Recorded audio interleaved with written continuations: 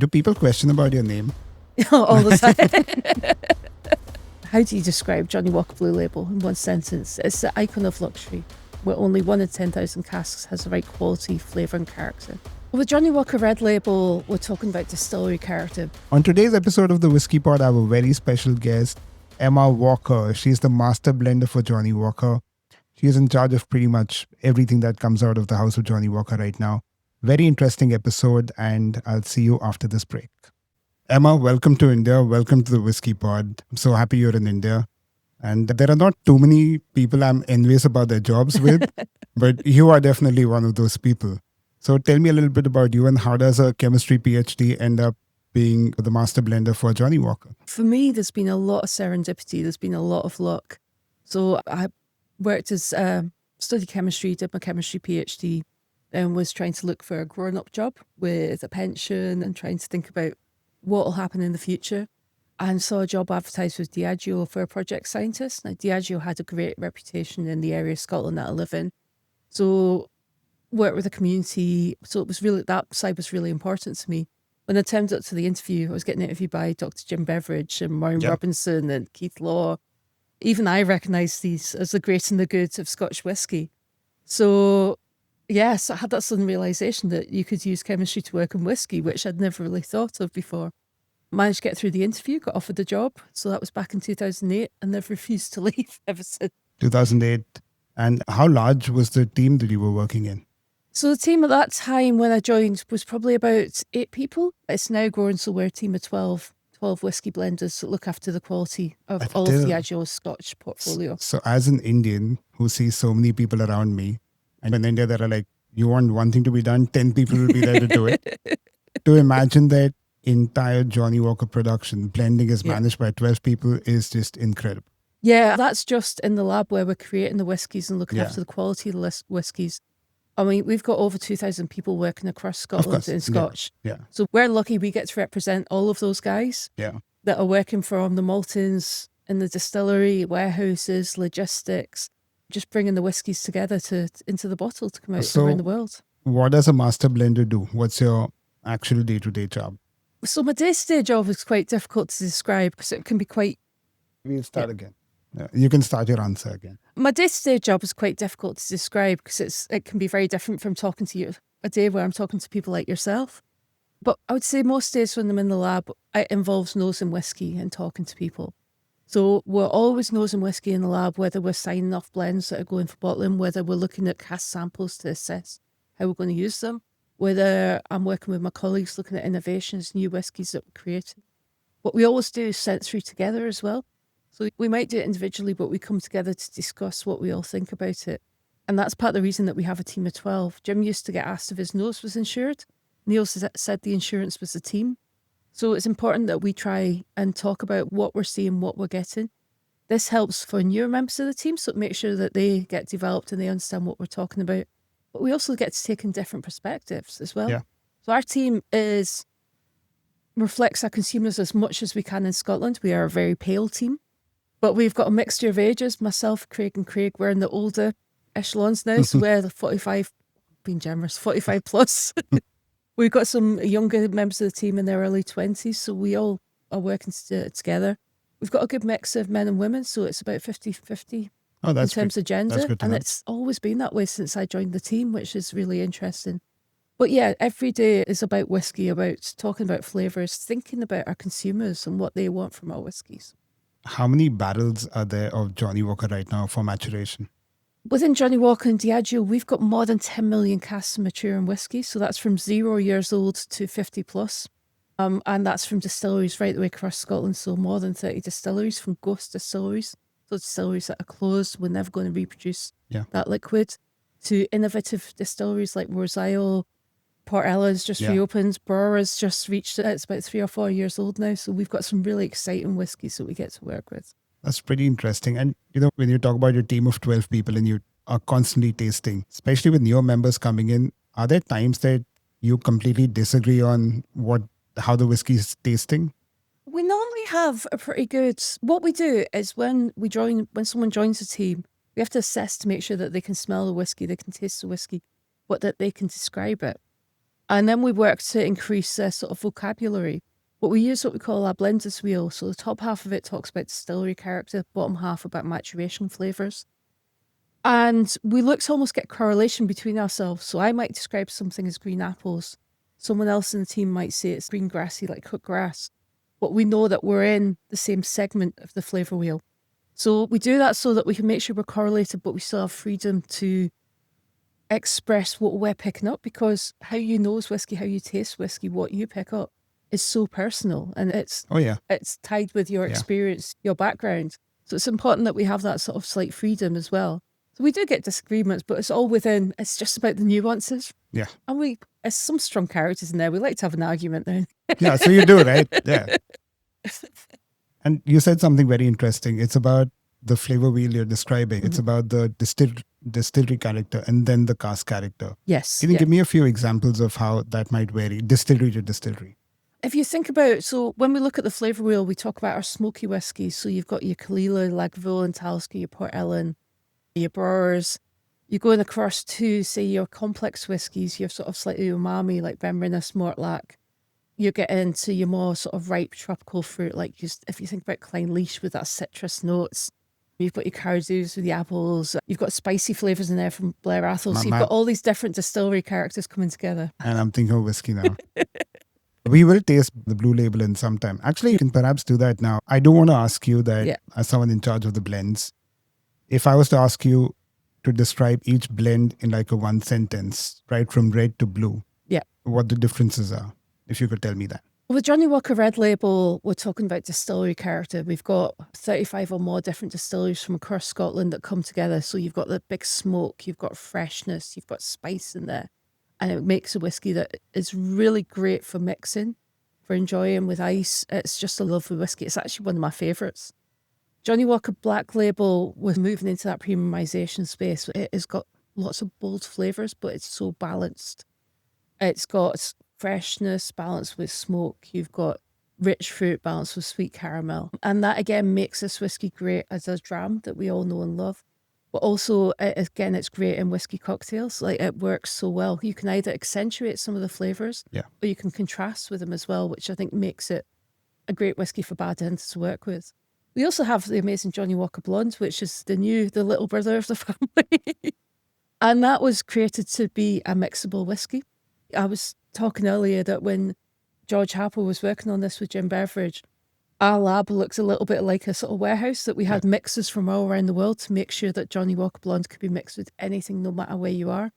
And it's there to be accessible, to be enjoyed in moments where you wouldn't always think about drinking whiskey, which I think is fantastic. And then Johnnie Walker Blue Label. How do you describe Johnnie Walker Blue Label in one sentence? It's the icon of luxury, where only 1 in 10,000 casks has the right quality, flavour and character. When you bring it together, makes Johnnie Walker Blue Label. So how does that work? How do you come across a barrel that you're like, okay, this is going to blue label? It's quite interesting because what we need to do is not think about one barrel in isolation. You're thinking about how that's going to combine with the other flavours, the other styles that we're looking for. So that's what we're always looking for, is just outstanding whiskies that we can pick and go, that's going to be in Johnnie Walker Blue Label. Now, some of those might be highly aged. They might be very complex. Some might be more vibrant and youthful. And having that mix, that freedom with Johnnie Walker Blue Label, that we can look at all of our inventory to pick the right whiskies at the point when they are at their best and when they'll come together to create something magical, is so unique and is such good fun to work on. Yeah, that, like I said, I'm envious of what you do. If you ever take interns, I'll come work for some time. In a blue label, what would be the oldest whiskey? We have so when we're making Johnnie Walker Blue Label, it's a little bit more of a hands-on experience. So we have what we call Vattings. So we have a rare and not old vatting. That was actually one of the inspirations for the Johnnie Walker Blue Label Ghost and Rare series. So this is a vatting that includes old aged whiskies from Port Ellen, Glenurry Royal, Brora, from Singleton, from Casks Bridge, from a range of different distilleries that we've blended together, put back into cask. And then we use that in each and every batch. So some of those whiskies will be over 40 years old. We also have a vatting that we shorthand call the subtle sherry style. So this is whiskies that have been matured in European oak, so ex-sherry or PX Oloroso season from Abadiga. And we bring that together to create a vatting that's got a really deep, complex flavour. And that's what helps us give us the depth of Johnnie Walker Blue Label. And we use that in every single batch of Johnnie Walker Blue Label. And if you go back to the archives and look at the blending books, so over 100 years ago with Old Highland, the blenders were doing exactly the same process. So they had a Highland vatting that was created specifically for flavour. So it's really interesting to see that even 100 years plus later, we're still blending the same way. We just happen to use spreadsheets, thankfully, because my handwriting is not nearly good enough compared to what's in the archives. I just took down notes and I'm having a hard time reading what I wrote. Yeah. That's pretty interesting. You know what? Let's pour a little bit. Let's taste while we are discussing it. Such a lovely noise, isn't it? Also, just it's a classic bottle. It was amazing. When did it get introduced? Was it 1982? It was Dr. Jim Beveridge and Maureen Robinson created it to be our sort of first luxury whiskey. And everything about it is luxury. Like you have the colour of the bottle, all the different touch points. But one thing that I actually love is the coaster that you have here just makes me think of the sort of coastal area and the waves and the sea. And that's what I always get when I know it's Johnnie Walker Blue Label. Cheers and welcome to India. Cheers, Yeah. Oh, it's just like a big welcoming hug. It's got tempered smoke. It is a traditional Scotch whisky, so it's got that smoke in there, but the smoke wraps around everything. You've got a lovely sort of depth in there. There is a richness, a complexity. You also get that sort of, there's a bit of vibrancy in there. You start to get fresh fruit coming up. Today I'm getting it as white peaches, I think. I was just going to say, there's so much freshness to it. Yeah. There are peaches now that you're saying, yeah. Also some amount of lemon, like it's fresh. Citrus, yeah, really nice lemons, you know, when you go to a really fancy bar. Should we take a taste? Let's do it. Yeah. It's tasty. It's delicious. It's just lovely. And you get that sort of sherried richness. Yeah. But for me today, again, I'm getting like rose petals, a hint of sort of berries in there. There's some lovely hazelnuts as well. It's almost like a hint of Turkish delight that sort of comes together. And it's got that sort of lovely complexity and smokiness, but it's got a sweetness, a softness on the palate. And being able to blend across sort of wood types, so having that sort of sherried style with ex-bourbon, but also gentle refill. Yeah. That brings a softness on the palate with beautiful aged grain in there as well. Like for me, aged grain is luscious, but it's again got a beautiful texture and brings so much to the whiskey. Like all of that comes together. I really think a lot of times, at least in India, I don't know globally, but in India, grain whiskies a lot of times get not a bad rep, but like an inferior sort of this thing. Yeah, which breaks my heart. Yeah. It's absolutely heartbreaking. I will admit that I am biased, so I managed the lab at Cameron Bridge Distillery during my career. And I know that the people that work there are so passionate about the quality and the character of what they're making. It's the same as if you go to a malt distillery. It just so happens that it's made at a greater volume. But if you think about Cameron Bridge Distillery, it's just had its 200th anniversary. So it's been a part of Scotch making for centuries. And it is so important. I actually like to compare it to the smoke when we add smoke to a blend. In that they both bring their own characters. So they bring smoke, they bring softness and texture, but they both act like seasoning. So it's almost like you're adding salt, you're adding spice. Yeah. It reveals more of everything else that's in there. And they do something that is so inherent to the quality and the character of Johnnie Walker. You know what I really find interesting about Blue Label is whichever realm of flavors you want to pick, it's fruit, whether it's spice, whether it's floral. Oh, definitely. And I love that. It's a whiskey that suits the mood of your mood, whatever it is. So depending on how you're drinking it and who you're drinking it with, you might get different aspects that come through. So I like to joke, like a whiskey can taste very different, say if you're drinking it at the rugby. So if you watch Scotland win, it tastes quite different to if Scotland's just lost. Yeah, but fair enough. Yeah. But also, drinking it with friends, with family, I find that it always ends up, next time you have a dram of the Johnnie Walker Blue Label, it reminds you of that time. Yeah. So always. You're almost continually building up the memories that you get to dip back into when you're thinking about Blue Label, but also the flavors, the aromas. So you're continually almost building up that vocabulary, that area that you dip into when you're talking about whiskey as well. So when you were talking about blending, thinking of the whole blend and not one barrel in isolation, when you make a blend, how many bottles, or rather how many years does that last? If I was to taste this bottle versus a Blue Label, let's say 10 years back or 5 years back, will there be a difference? It all depends what we're looking to get into bottle at that point in time. So So it could last for a few months or it could last for a couple of weeks, depending on what's been scheduled. But we work extremely hard through a number of processes to make the Johnnie Walker Blue Label that you taste today be the same as the Johnnie Walker Blue Label you had 5 years ago. I've actually been very lucky to try Johnnie Walker Black Label from today versus Johnnie Walker Black Label from the sort of early 70s. Wow. Overall, it's the same sort of whiskey, but you do get some variations. But the variations you tend to get are industry variations.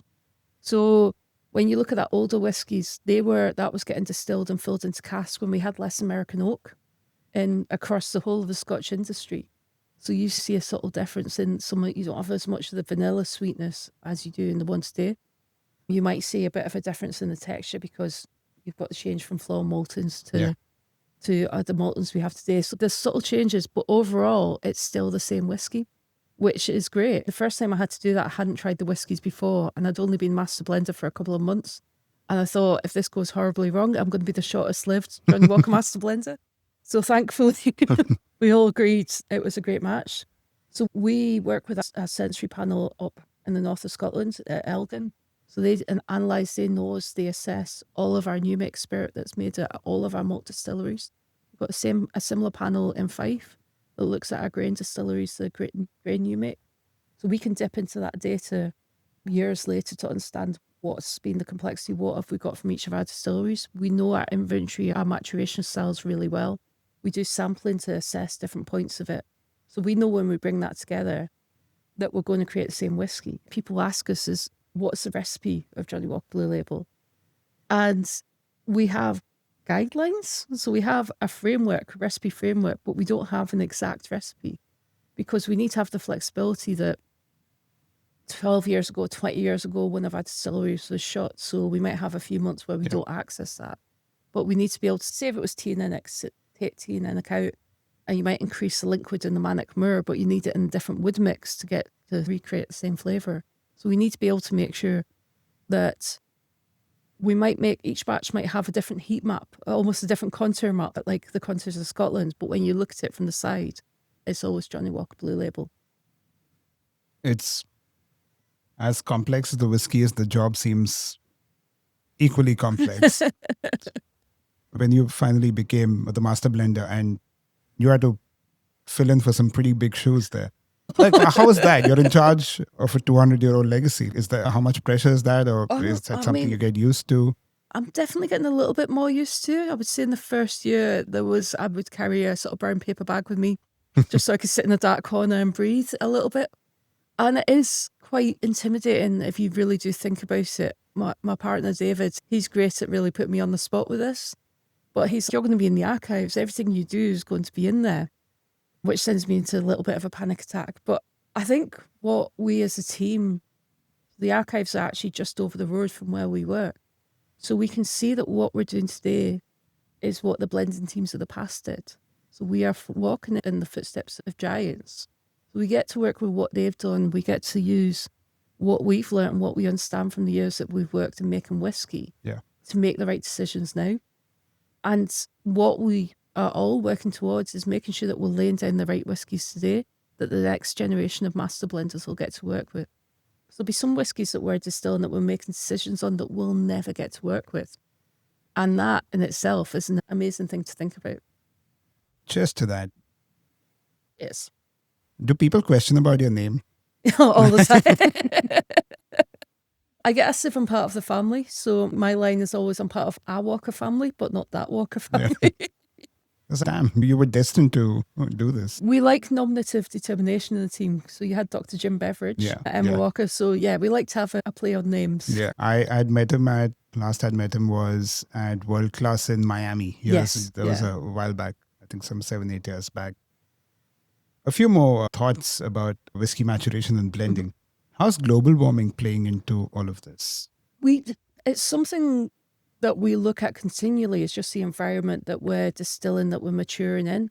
So there can be challenges across Scotland when you're looking at the distilling. So if the water temperature is increasing, that means that we have challenges when we're looking at distillation and looking at condensing our liquids. It could also be, there could be challenges with access to water at certain times of the year if the water source dries up for some of our distilleries. That's something we've dealt with for a number of years, but it's something we're acutely aware of, and we work really closely with the Scotch Whisky Association across the industry as a whole to see how do we work to minimise the impact that we're having on that. Yeah. But we do need to keep an eye on how our casks are maturing, because when you look at whiskey making around the world, there's obviously different humidities, different temperatures, and you can see that you can mature in different timescales. But one of the things that we do have is when you go into a warehouse, I don't know if you've been in, it's full of casks, it stays at a pretty consistent temperature. So it means it can be quite chilly even in the middle of summer. We do get some hottish temperature, not as hot as it is here. Oh, here's, yeah. Here you're cooked. But you could be looking at 25 degrees outside in parts of Scotland. You go into a warehouse and you're down at about 10 degrees. So we still, because of the way that they're set up, it stays relatively consistent. But we work with our technical team to make sure that we're consistently looking, evaluating, and understanding how our environment impacts what we're doing. As much as I'm enjoying the Blue Label, years back, I think some 7-8 years back, I had done a bunch of tastings for Johnnie Walker in Sri Lanka. So we were doing a blind tasting from Red Label going up to Kalila. And so many people were surprised by Red Label because they would generally not look at Red Label. Yeah. And now that they were tasting it blind, they were so surprised. And I think Red Label somewhere, unfortunately, suffers from the cheapest in the portfolio syndrome. But it's a pretty good whiskey. It's a great whiskey. And I would say the price point means that it's accessible to more people. Yeah. The Red Label really does talk about distillery character. Like, it's got so many big, bold flavours in. I really enjoy doing a blind tasting or taking people through the family and then go to blue and then going back to red. But Red Label, Johnnie Walker Red Label, is one of the whiskies that I always have in the house that I enjoy having as a dram at the end of the day. I think it's a really good whiskey. It works so well to be mixed. Like, you've got the classic that we talked about with Johnny Red and ginger.